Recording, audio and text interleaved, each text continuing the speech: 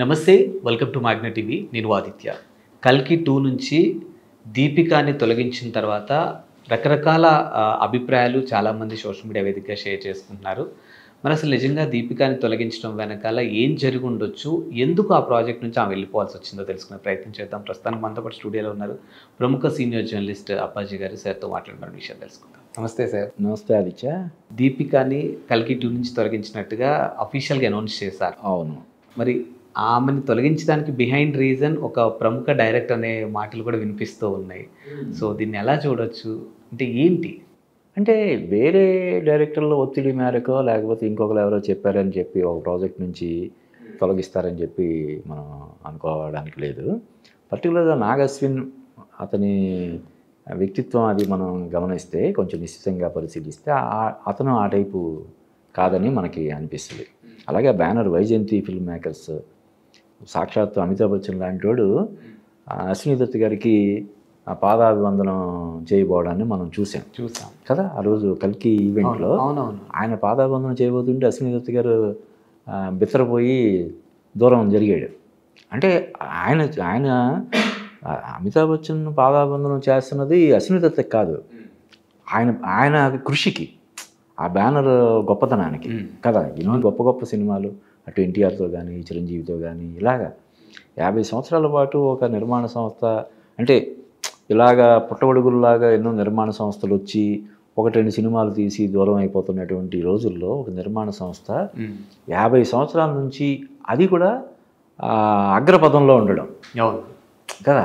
మామూలుగా ఏదో చిన్న చితగా సినిమాలు తీసుకుంటూ ఉండడం వేరు.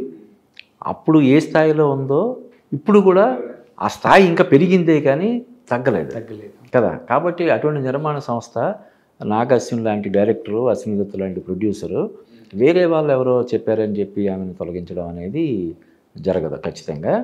అయితే ఏంటంటే దీనికి సంబంధించి రకరకాల కథనాలు బయట వినిపిస్తున్నాయి. వాటిలో ఏంటంటే తను ఎక్కువ డిమాండ్స్, నా తరపున ఇంతమంది వస్తారు షూటింగ్కి, వాళ్ళందరికీ కూడా మీరు పే చేయాలి, ఇన్ని క్యారవాన్లు వస్తాయి, ఆ క్యారవాన్లకి కూడా మీరు పే చేయాలి, ఇటువంటి కండిషన్స్ అవి పెడుతుండడం అనేది నిర్మాతలకు ఇబ్బందిగా ఉందని చెప్పి అంటున్నారు. ఆ విషయంలోనే ఎక్కువగా అటు బాలీవుడ్లో, మన టాలీవుడ్లోనే కాదు అటు బాలీవుడ్లో కూడా దీని గురించి విస్తృత స్థాయిలో చర్చ జరుగుతుంది. అంటే ఇదనే కాదు, ఒక దీపికా పదుకునే అనే కాదు, ఇలాగ చాలామంది స్టార్స్ ఇటువంటి డిమాండ్లు అవి చేస్తూ నిర్మాతలకి తీరని నష్టాన్ని కలిగించే ఇది చేస్తున్నారు. ఇది మంచి పద్ధతి కాదు, ఈ మంచి పరిణామం కాదని చెప్పి అమీర్ ఖాన్ లాంటి సూపర్ స్టార్స్ కూడా దీని గురించి మాట్లాడుతున్నారు. అంటే అది ఇచ్చేప్పుడు ఒకవేళ దీపికా పదుకునే రెమ్యునరేషన్ ఎక్కువ డిమాండ్ చేసి ఆ ప్రాజెక్ట్ నుంచి పక్కకి వెళ్తే దాన్ని ఎవరు తప్పు పట్టరు. ఇప్పుడు ప్రభాస్కి మీరు 150 కోట్లు రెమ్యునరేషన్ ఇస్తున్నారు కాబట్టి నాకు అందులో కనీసం 75 కోట్లైనా మీరు ఇవ్వాలి, ఇస్తేనే నేను యాక్ట్ చేస్తానంటే దాన్ని ఎవరు తప్పు పట్టరు. అవును, హీరోకి అంత ఇచ్చినప్పుడు హీరోయిన్కి సగమైనా ఇవ్వాలి కదా అంటారు. అవును, ఇప్పుడు ఈ రెమ్యునరేషన్ 20 కోట్లు 30 కోట్లు అది పెద్ద ఇదేం కాదు. కానీ రెమ్యునరేషన్తో పాటు ఈ డిమాండ్లు చేస్తుందనే ఆరోపణలు, కొన్ని అభియోగాలు ఏవైతే ఉన్నాయో వాటిని అవి ఎంతవరకు నిజం అన్నది కూడా మనకి పూర్తిగా మనకు తెలియనప్పటికి కూడా వాటిని అందరూ కూడా తప్పు పడుతున్నారు. అంటే ఇది ఒక దుష్ట సాంప్రదాయానికి దారితీస్తుంది. ఒక హీరోయిన్కి లేదంటే హీరోకి రెమ్యునరేషన్ ఇచ్చి మళ్ళీ అతనితో పాటు వచ్చే ఒక 20 మందికి 30 మందికి ఆ సహాయకులందరికీ కూడా జీతభత్యాలు నిర్మాత చెల్లించడం ఏంటి? మేకప్ మ్యాన్కి లేకపోతే ఎయిర్ డ్రెస్సర్కి, కాస్ట్యూమ్స్కి, ఇటువంటి వాటికి ప్రొడ్యూసర్ పే చేస్తాడు. కానీ వాళ్ళ కారు డ్రైవర్ దగ్గర నుంచి వాళ్ళ పర్సనల్ అసిస్టెంట్ దగ్గర నుంచి మొత్తం అందరికీ ఈ శాలరీస్ కానీ మరొకటి కానీ వేతనాలు కానీ అన్నీ కూడా నిర్మాత చెల్లించాల్సినటువంటి పరిస్థితి ఉంది. ఇది మంచి పద్ధతి కాదు అని అందరూ దాన్ని తప్పుపడుతున్నారు. ఈ విషయంలో అంటే దీపిక అదేదో రెమ్యునరేషన్ ఇంకొక 30 కోట్ల బదులు 35 కోట్లు తీసుకుంటే అయిపోద్ది. అవును కదా. ఈ శాలరీస్ 30 కోట్లు ఇవ్వడానికి ముందుకు వచ్చిన వాళ్ళు పోనీ 5 కోట్లు కాకపోతే ఇంకో 2-3 కోట్లు అంటే పెద్దగా ఆలోచించరు కదా. కానీ ఇప్పుడు ఏం చెప్తున్నారంటే దీపిక రోజుకి నేను 7-8 గంటలు మాత్రమే షూటింగ్ చేస్తాననే ఒక నిబంధన, ముఖ్యంగా అది. అవును, రోజుకి ఇన్ని గంటలు మాత్రమే నేను చేస్తాను, నేను బిడ్డ తల్లిని కాబట్టి నాకు ఆ వెసులుబాటు ఉండాలి అని, ఆ వెసులుబాటు ఉండాలని చెప్పి ఆమె ఏదైతే ఒక డిమాండ్ తెర మీదకి తీసుకొచ్చిందో దాన్ని ఖచ్చితంగా కొంతమంది సమర్థిస్తున్నారు, ఒక లేడీ కాబట్టి, ఆమె బిడ్డ తల్లి కాబట్టి తప్పే ఉంది ఆమె అడుగుతున్న దాంట్లో అనేవాళ్ళు ఉన్నప్పటికీ కూడా 100 కోట్ల వ్యవహారాలు సినిమా అనేది. అటువంటిది పైగా చాలామంది కాంబినేషన్లో ఉంటాయి, సీన్స్ ఉంటాయి. అది నేను 7 గంటలు మాత్రమే చేస్తాను, 6 గంటలు మాత్రమే చేస్తానంటే మరి మిగతా షెడ్యూల్ అంతా ముందే ఆమె కండిషన్లు ఎలా పెట్టుకున్నప్పుడు అప్పట్లో సోహన్ బాబు సాయంత్రం నేను 6 తర్వాత షూటింగ్ చేయనని ముందే చెప్పేసేవాడు. అలాగే ఆదివారాలు నేను చేయనని ముందే చెప్పేసి దానికి తగ్గట్టుగా ఏర్పాట్లు చేసుకొని అలాగైతేనే మనం సినిమా తీద్దామని మెంటల్గా ప్రిపేర్ అయ్యి వచ్చేవాళ్ళు. ఆయనతో సినిమాలు చేశారు కదా, ఆయన వాలంటీర్గా రిటైర్మెంట్ ప్రకటించేంతవరకు ఆయనతో సినిమాలు తీస్తూనే ఉన్నారు కదా. మరి అదే నిబంధన ఆయన కంటిన్యూ చేసినప్పటికి కూడా అలాగా దీపిక ముందే నేను రోజుకి 7 గంటలు మాత్రమే పనిచేస్తాను, నాకు కూడా ఇంతమంది అసిస్టెంట్లు వస్తారు, వాళ్ళందరికీ మీరే పే చేయాలి, ఇటువంటివన్నీ పెట్టుంటే అది చర్చనీయాంశం అయ్యేది కాదు. దానికి ఇష్టపడి మెంటల్గా ప్రిపేర్ అయ్యే ఏ ప్రొడ్యూసర్ అయినా డైరెక్టర్ అయినా ఆమెను అప్రోచ్ అవుతాడు, లేకపోతే లేదు. కానీ ముందు తెలిస్తే అంతే కదా. నిజానికి ఇప్పుడు ప్రత్యేకించి అదనంగా వీళ్ళందరికీ పే చేయాలి అనడం కంటే కూడా ఓ 2 కోట్లు 3 కోట్లు ఎక్స్ట్రా తీసుకుంటే సరిపోద్ది కదా కదా. There ends the matter. Deepika 35 కోట్ల రెమ్యునరేషన్ తీసుకుంటుంది, కానీ మిగతా ఖర్చులు ఏవి పెట్టినవుతుంది నిర్మాతతోటి, వాళ్ళ డ్రైవర్కి వాళ్ళ అసిస్టెంట్కి అన్నిటికీ ఆవిడే ఇచ్చుకుంటుంది. మన నుంచి ₹1 తీసుకోదంటే మళ్ళీ అది పెద్ద హైలైట్ అయ్యేది. కానీ ఇప్పుడు ఇది రోజువారీ అంశం అవ్వడం వల్ల ఇప్పుడు ఒకేసారి 2 కోట్లు 3 కోట్లు అదనంగా చెల్లించడానికి వాళ్ళు ముందే ప్రిపేర్ అయ్యి ఉంటారు కాబట్టి అయిపోద్ది. కానీ ఇది రోజు షూటింగ్ జరిగిన నాళ్ళు రోజు ఏ రోజుకి ఆ రోజు అమౌంట్ చిన్నదైనా కాదు, అమౌంట్ చిన్నదైనా ఇప్పుడు ఒక 20 మంది ఆమె కోసం వర్క్ చేస్తున్నారు అనుకో, 20 మందికి ఎంత అవుతుంది, మహా అయితే ₹1,00,000 అవుతుంది. అది పెద్ద మ్యాటరే కాదు నిజానికి. కానీ ఏంటంటే అది ప్రతిరోజు అవడం వల్ల అది చిరాగ్గా అనిపిస్తుంది. అంటే మీరు అన్నట్టు ఆ కల్చర్ ఫామ్ అవుతుంది సార్. ఇంకా అది ఇప్పుడు ఆల్రెడీ మనకి ఈ క్యారవాన్ కల్చర్ గురించి అందరూ సీనియర్ ఆర్టిస్టులు కానీ వీళ్ళందరూ తీవ్రంగా విమర్శిస్తుంటారు. ఒకప్పుడు ఎన్టీఆర్, ఏఎన్ఆర్ లాంటి వాళ్ళు కూడా వాళ్ళ షాట్ లేకపోయినా కూడా వాళ్ళ ఆబ్సెన్స్లో వేరే జరుగుతున్నా కూడా వాళ్ళ ఆ షాట్లో ఉండాల్సిన అవసరం లేకపోయినా కూడా అక్కడ కూర్చొని చూసేవాళ్ళంట. అప్పట్లోనే వాళ్ళకి సపరేట్గా రూమ్స్ అవి మాకు కావాలి, మేము అక్కడికి వెళ్ళి కూర్చుంటామంటే ఎవరు ఏమనరు కదా. కానీ అటువంటి కల్చర్ ఉండేది కాదు. మహా అయితే ఒక గొడుగు లేదంటే ఒక చెట్టు కింద ఉండేవాళ్ళు. ఇప్పుడు ఏంటంటే నిజానికి ఒక పెద్ద బస్సు అంటే 40-50 మంది ప్రయాణం చేసే బస్సు 2 డోర్స్ తోటి చేస్తున్నారు. ఇక్కడ ఒక ఇది అలా అవసరమైతే 2 ఆర్టిస్టులు కూడా ఇక్కడొకరు రెస్ట్ తీసుకోవడానికి అవకాశం ఉన్న క్యారవాన్లు ఉన్నాయి. కానీ ఇప్పుడు ఎవరు కూడా అలాగ షేర్ చేసుకోవడానికి కూడా ఒప్పుకోవట్లేదంట. ఫుల్ క్యారవాన్ కావాలి. ఎవరు చిన్న ఆర్టిస్టులు ఎవరైనా అలా షేర్ చేసుకుంటున్నారేమో కానీ మామూలుగా అంటే ఆర్టిస్ట్కి ఒక క్యారవాన్. అంటే మనం ఏదైనా ఈరోజు షూటింగ్ స్పాట్కి వెళ్తే అదేదో షూటింగ్ స్పాట్లా కాకుండా ఒక బస్ స్టాండ్ లాగా వరుసగా 20-30 బస్సులు ఉంటే మనకేమనిపిస్తుంది, షూటింగ్ అనిపించదు, ఏదో బస్ స్టాండ్ లాగా అనిపిస్తుంది. ఇప్పుడు దీనికి అదనంగా ఏమవుతుందంటే బాలీవుడ్లో కానీ కొన్ని ఇండస్ట్రీస్లో హీరోలు 5-6 క్యారవాన్లు కావాలని డిమాండ్ చేస్తున్నారంట. ఒకటి మేకప్ కోసం, ఒకటి జిమ్ చేయడం కోసం, ఇంకొకటి మీటింగ్స్ కోసం, తనను ఎవరైనా ఫర్దర్గా స్టోరీ అది చెప్పి నెక్స్ట్ సినిమాకి కోసం కలవడానికి వచ్చే వాళ్ళకు మీటింగ్స్ కోసం ఒకటి, ఈ స్టాఫ్ కోసం ఒకటి, ఇలాగా మళ్ళీ డైనింగ్ కోసం ఒకటి, వంట చేయడానికి వాళ్ళ కోసం వంట చేసే వాళ్ళకి ఎవరైతే వస్తారో వాళ్ళకు కూడా నిర్మాత పే చేయాల్సినటువంటి పరిస్థితి. ఒక 2-3 కుక్కులు వస్తే, చెఫ్స్ వస్తే చెఫ్ వచ్చాడండి, మళ్ళీ వాడికి 2-3 అసిస్టెంట్లు ఉంటారు కదా, అంతే కదా. దానికోసం మళ్ళీ ప్రత్యేకించి ఒక క్యారవాన్. ఇప్పుడు వాళ్ళు రావడం ఒక ఇదైతే మళ్ళీ వాళ్ళకి సపరేట్గా ఒక క్యారవాను. ఈ డబ్బులన్నీ ఎవరు పే చేయాలి? నిర్మాత పే చేయాలి. ఇది చాలా దారుణమైనటువంటి విషయం కదా. ఇలాగా అంటే దీపికకి రీసెంట్గా వరుసగా చాలా అన్ని బ్లాక్ బస్టర్స్, జవాన్ కానీ, పఠాన్ కానీ, కల్కి కానీ, ఇలాగ మధ్యలో ఫైటర్ అంత పెద్దది కాకపోయినా కూడా అది కూడా కమర్షియల్గా మంచి హిట్టే.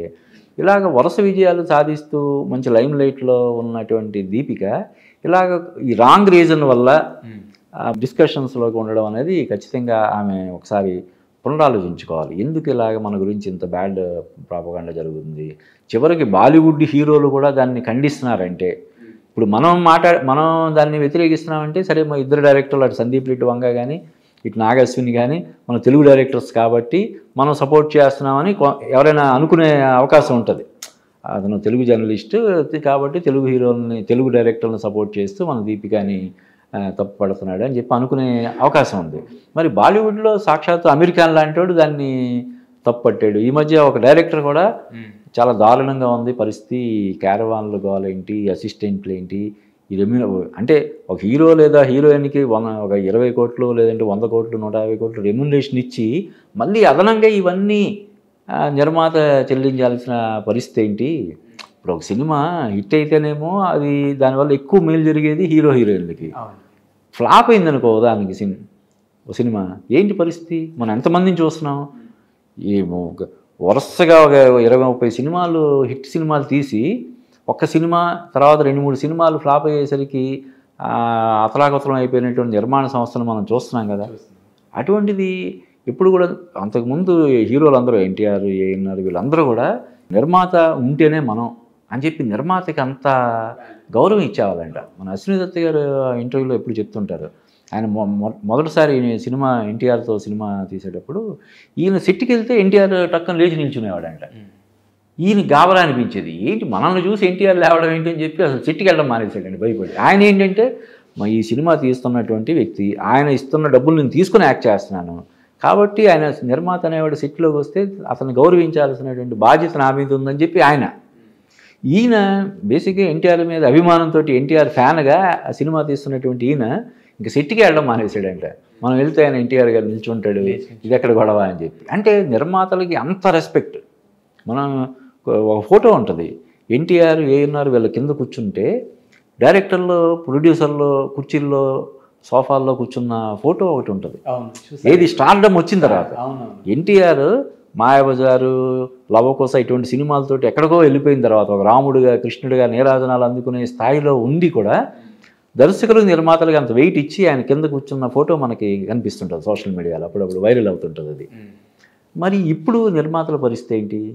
కేవలం క్యాషియర్ లాగా మారిపోయి సినిమాలు హిట్ అయినా కూడా వాళ్ళకి పెట్టిన పెట్టుబడి రాని పరిస్థితి ఉంది. ఇప్పుడు సినిమాలు హిట్ అనిపించుకుంటాయి, హీరోకి హీరోయిన్కి విపరీతమైన పేరు వస్తుంది, డైరెక్టర్కి బోల్డైన అవకాశాలు వస్తాయి, నిర్మాతకి మాత్రం ఆ పెట్టిన పెట్టుబడి కూడా రాని పరిస్థితి ఉంది. అంటే అంత ఖర్చు పెట్టి ఏం చేస్తున్నారు? చాలా దారుణమైనటువంటి విషయం. అందుకని దీపికా పదుకొనే ఎక్కువగా అన్పాపులర్ అవుతుంది. ఈ విషయంలో ఎక్కువ మంది 100కి 90 మంది దీపికాని తప్పు పడుతున్నారంటే కారణం అదే.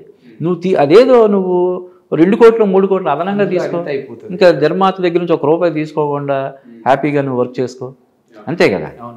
ఇప్పుడు ఈ పంచాయతీ ఏముండదు కదా, రోజుకి 20 మంది అసిస్టెంట్లు రావడం ఏంటి, వాళ్ళందరికీ మేము ఇచ్చుకోవడం ఏంటి అని చెప్పి నిర్మాత ఆవేదన వ్యక్తం చేయడం, ఆవేదనతో మిగతా సూపర్ స్టార్స్ సైతం దాన్ని సమర్థించేలాగా ఉండడం, ఆ విధంగా అన్పాపులర్ అవడం అనేది దీపిక కెరీర్కి మంచిది కాదు. కాబట్టి ఆమె ఒకసారి ప్రశాంతంగా కూర్చొని, అంటే ఇప్పుడు అంటే కొంతమంది కూడా అంటున్నారు అట్లీ సినిమాకి అల్లు అర్జున్ సినిమాకి రాని ఇబ్బంది దీపికకి ఈ సినిమాకి ఎందుకు వస్తుంది? మరి ఇదే కండిషన్లో వాళ్ళకు కూడా పెట్టుంటుంది కదా, మరి వాళ్ళే అభ్యంతరం వ్యక్తం చేయలేదు, వాళ్ళేమి లేదులేమ్మా మిమ్మల్ని నిన్ను భరించలేము మేము వేరే వాళ్ళని పెట్టుకుంటాను వాళ్ళు అనలేదు కదా. మరి కల్కి ప్రొడ్యూసరు కల్కి డైరెక్టర్ మాత్రమే ఇటువంటి నిర్ణయం ఎందుకు తీసుకున్నారని చెప్పి ఆ విషయంలో దీపికను సమర్థించే వాళ్ళు కూడా కొంతమంది ఉన్నారు. కానీ ఇందులో ఇక్కడ చూడాల్సింది ఏంటంటే ఈ సినిమాలో అట్లీ అల్లు అర్జున్ సినిమాలో దీపిక సోలో హీరోయిన్ కాదు, అందులో చాలామంది ఉన్నారు. రష్మిక ఉందంటున్నారు, జాన్వీ కపూర్ ఉందంటున్నారు, మృణాల్ ఠాకూర్ ఉందంటున్నారు. అంటే ఇంతమంది ఉన్నప్పుడు బహుశా ఆబ్వియస్లీ ఆమెకి మహా అయితే ఒక 20 days 30 days ఇలా లిమిటెడ్గానే ఉంటుంది కదా. కానీ ఇది అలా కాదు, కల్కి కానీ అటు ఆ సినిమా కానీ ఆమె మెయిన్ కీలకమైనటువంటి ఇది కాబట్టి డెఫినెట్గా వాళ్ళు కొంచెం ఇది అదనపు భారంలాగా భావించి అటువంటి కఠినమైనటువంటి నిర్ణయం తీసుకొని ఉంటారు. కాబట్టి దీపిక ఈ విషయంలో కొంత ప్రశాంతంగా ఆలోచించి ఎవరైతే తనని ఈ విషయంలో తప్పుదారి పట్టిస్తున్నారో మిస్గైడ్ చేస్తున్నారో చూసుకోవాలి. అప్పుడు కొంతమంది ఏం చేస్తారంటే వాళ్ళ ప్రాపకం కోసం, వాళ్ళ దగ్గర మెప్పు కోసం, లేదేమో మనకి ఇంతమంది ఉండాలి, ఇంత డిమాండ్ చేయాలి, అది ఇది అని చెప్పి లేనిపోని అన్నీ చేసి వాస్తవానికి దూరంగా వాళ్ళ కెరీర్ కిల్ అయ్యేలాగా, వాళ్ళ ఇమేజ్ డ్యామేజ్ అయ్యేలాగా చేస్తుంటారు. కాబట్టి ఆ విషయంలో కూడా దీపిక కొంచెం శ్రద్ధ తీసుకొని, ఇప్పుడు ఆల్రెడీ ఆమెకి ఇప్పుడు అట్లీ సినిమా ఉంది, షారుఖ్ ఖాన్ తోటి కింగ్ అనే సినిమా 6వ 7వ ఆమె షారుఖ్ ఖాన్ తోటి కొలాబరేట్ అవ్వడం. కాబట్టి ఇప్పుడు ఇమీడియట్గా దీపిక కెరీర్కి వచ్చినటువంటి ప్రమాదం ఏమీ లేదు. కానీ లాంగ్ రన్లో డెఫినెట్గా ఇదే కంటిన్యూ అయితే ఇదే యాటిట్యూడు ఇదే ఈ పద్ధతి కొనసాగితే మాత్రం ఆమె కెరీర్కి ఖచ్చితంగా ఇబ్బంది అయ్యే అవకాశం ఉంటుంది కాబట్టి ఆమె ఇవి మార్చుకోవాలి. ముఖ్యంగా ఈ అదనంగా ఇవన్నీ డిమాండ్ చేసే బదులు 2 కోట్లు 3 కోట్లు ఎక్కువ తీసుకుంటే సరిపోద్ది. అంతే కదా, అక్కడే దేర్ ఎండ్స్ ది మ్యాటర్ కదా. సో ఆ విషయంలో దీపిక జాగ్రత్తలు తీసుకొని, ఎందుకంటే ఆమె one of the finest actresses కదా, చాలా బాగా యాక్ట్ చేస్తుంది ఇండియా. పైగా ఆమె సక్సెస్ రేట్ కూడా నీకు ఓం శాంతి దగ్గర నుంచి ఏ జవానీ హే దివానీ కానీ, చెన్నై ఎక్స్ప్రెస్ కానీ, పద్మావతి కానీ, రామ్లీలా కానీ, ఇలా వరుసగా సంజయ్ లీలా బన్సాలి తీసిన ప్రతి సినిమా సూపర్ డూపర్ హిట్. ఇందాక మనం చెప్పినట్టు జవాన్ కానీ, పఠాన్ కానీ, ఇలాగ ఎక్కువ సక్సెస్ రేట్ ఉన్న హీరోయిన్స్లో ఆమె ఒక దీపిక. కానీ అలా అని ఎంత సక్సెస్లో ఉన్నా కూడా ఈ యాటిట్యూడ్ని ఎవరు సమర్థించలేరు కాబట్టి, సమర్థించకూడదు కాబట్టి. ఒక కెరియర్ పతనం అయ్యేది యాటిట్యూడ్ చేసే. అంతే కదా, అంతే డెఫినెట్గా. అది ఎవరినైనా పైకి తీసుకెళ్లేది, పాతాళానికి తొక్కేసేది యాటిట్యూడే.